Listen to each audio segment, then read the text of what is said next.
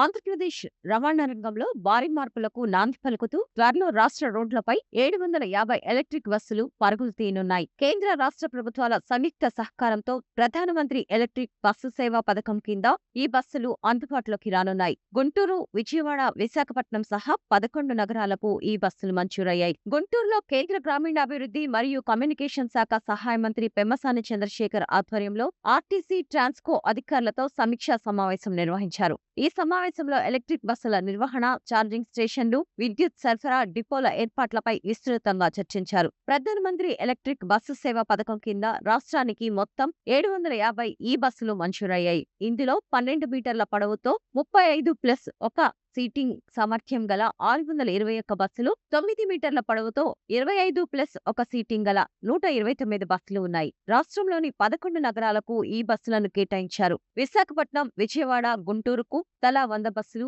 నెల్లూరుకు 100 బస్సులు, కర్నూలు, కాకినాడ, రాజమహేంద్రవరం, కడప, తిరుపతి, అమరావతి, అనంతపురంలకు తలా 50 బస్సులు మంజూరయ్యాయి. గుంటూరుకు సంబంధించి సివిల్ వర్క్లకు 16 కోట్లకు పైగా, ఎలక్ట్రిక్ పనులను 11 కోట్లకు పైగా నిధులు కేటాయించారు. అలాగే మంగళగిరికి కూడా ప్రత్యేక నిధులు మంజూరు చేశారు. పర్యావరణ రహిత రవాణా వ్యవస్థను అభివృద్ధి చేయడంతో పాటు పట్టణ ప్రాంతాల్లో కాలుష్యాన్ని తగ్గించడమే లక్ష్యమని అధికారులు తెలిపారు. 2026 చివరి నాటికి ఈ ఎలక్ట్రిక్ బస్సులను ప్రజలకు అందుబాటులోకి తీసుకురావాలని మంత్రి పెమ్మసాని చంద్రశేఖర్ అధికారులను ఆదేశించారు. ప్రజలకు ఆధునిక, సౌకర్యవంతమైన, పర్యావరణ రహిత రవాణా సేవలను అందించడంలో ఈ ప్రాజెక్టు కీలక మైలురాయిగా నిలవనుందని అధికారులు అభిప్రాయపడుతున్నారు.